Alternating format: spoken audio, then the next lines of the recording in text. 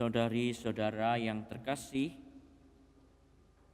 bayangkan sakitnya seseorang kalau dalam sebuah kompetisi menyanyi begitu, ada seorang peserta yang bernyanyi dengan bagus dan kualitas suaranya oke, tetapi tidak diterima, tidak juara, karena alasan dia ini dari keluarga yang tidak jelas, atau karena dilihat etnisnya apa. Tentu saja hal itu membuat kita semua geram. Lah apa hubungannya itu semua dengan kompetisi menyanyi? Saudari-saudara, itu pula yang dialami oleh Yesus dalam Injil. Yesus mengajar di rumah ibadat di tempat asalnya. Yang menarik adalah ketika orang-orang itu mendengar pengajaran Yesus, mereka takjub. Hebat ini. Namun karena orang-orang itu terjebak pada gagasan dan penilaian mengenai asal-usul Yesus, mereka lalu kecewa dan menolak Yesus. Dia ini kan anak tukang kayu, anaknya Yusuf dan Maria, tetangga kita. Saudaranya kan si Yakobus, Yoses dan Simon yang suka curi mangga itu. Bayangan saya aja. Mau mengatakan bahwa merasa tahu, kenal saudaranya ini. Bagaimana mungkin dia ini bisa mengajar sehebat itu? Dari mana dia punya kekuatan membuat mukjizat ini itu? Tidak mungkin. Ini jahatnya kalau orang semata-mata menilai sesamanya dari asal-usul, dari masa lalunya, atau hal-hal yang sifatnya primordial. Misalnya dinilai dari agama yang dianut, ras, etnis dan lain-lain. Ini berbahaya. Dalam hidup keluarga, kalau suami atau istri mulai mengungkit-ungkit terus kesalahan pasangannya berulang kali, nilai orang dari masa lalunya, apa yang terjadi? Kamu dulu sebelum kita bersama, hidupmu gak karuan, gak ada apa-apa, gak punya apa-apa kamu. Kamu dulu pernah gak setia sama aku. Apa yang terjadi? Saling melukai satu sama lain. Maka jangan menilai orang semata-mata dari itu saja. Orang bisa berubah. Orang bisa jadi lebih baik. Meskipun kadang-kadang sulit untuk yakin bahwa orang ini sungguh-sungguh mau berubah. Tapi ada kesempatan. Nah, kembali pada Injil tadi. Kabar buruknya, karena kita pengikut Yesus, maka kita juga akan mengalami penolakan-penolakan seperti yang dialami Yesus. Kita bisa jadi dinilai seperti tadi. Dinilai tidak adil oleh orang lain. Jangan heran kalau kita mengalami penolakan-penolakan macam itu.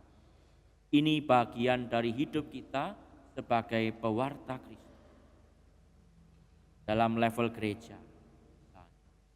Kita mengumpulkan dana dan menyumbang dengan tulus, membeli kebutuhan-kebutuhan untuk korban bencana, dikirim ke tempat bencana, ditolak. Ditolak karena apa? Ya karena Katolik, udah itu aja. Dilarang mendirikan gereja. Karena apa? Entah karena takut, minder, iri atau apa, enggak jelas. Pokoknya Katolik enggak boleh titik. Dalam level pribadi misalnya. Ketika kita melayani bisa jadi akan ada penolakan oleh umat kita sendiri. Ada prodiakon pernah bercerita, Romo, saya mau memberikan hosti kudus kepada seorang umat lansia yang jarang ke gereja. Tetapi umat tersebut tidak mau. Menolak, bahkan membukakan pintu pun tidak mau. Ya itu. Saudari-saudara terkasih, dalam bacaan pertama Nabi Yehezkiel juga mengalami penolakan oleh bangsanya sendiri, bangsa Yahudi. Bangsa Yahudi tidak mau mempercayai nubuat Yehezkiel mengenai hukuman atas Yerusalem karena hati mereka keras terhadap kebenaran. Yehezkiel ditolak namun diterima oleh Allah. Itu yang penting. Allah berjanji untuk memberi Yehezkiel keberanian dan keteguhan hati untuk memberitakan firman nubuat Allah di dalam segala situasi.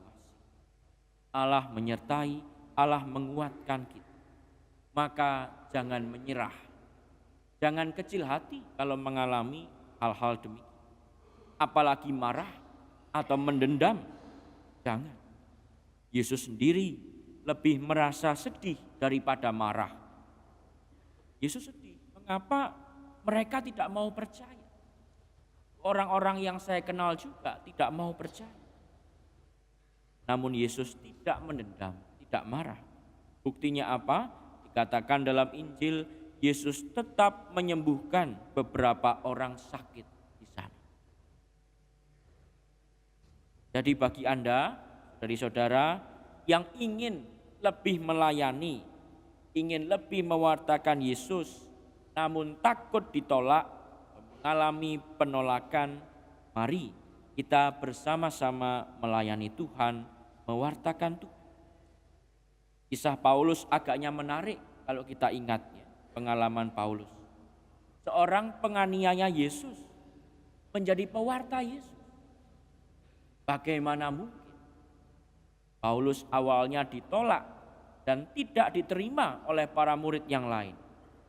Hampir tidak ada orang yang percaya pada Paulus kecuali waktu itu Barnabas yang membantu Paulus supaya bisa diterima oleh murid-murid yang lain.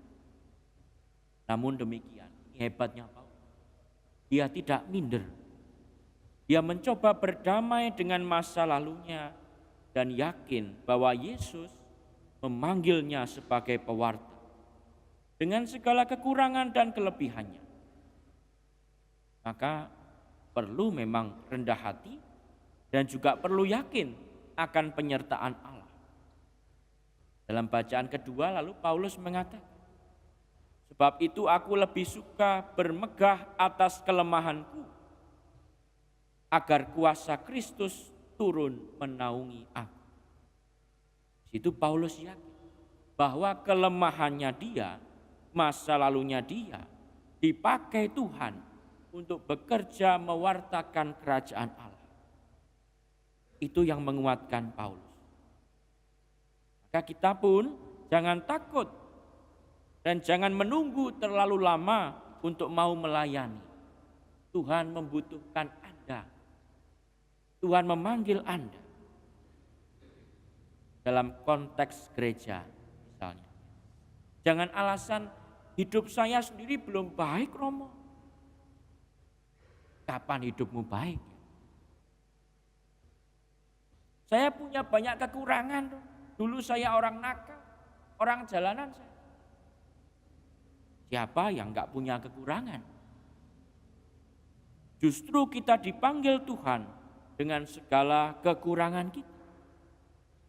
Jangan menilai diri Anda terlalu keras, melebihi Tuhan sendiri. Seolah Anda menolak diri Anda sendiri. Tuhan kita aja enggak segitunya. Tuhan menerima kita apa adanya. Tuhan pakai Paulus tadi, si penganiaya. Tuhan pakai para murid yang begitu lemah, lari, berkhianat. Namun dalam kelemahan itulah kemuliaan Tuhan menjadi nyata. Semoga kita dikuatkan dalam tantangan pewartaan dan pelayanan pada Tuhan. Penolakan oleh manusia jangan menyurutkan semangat kita.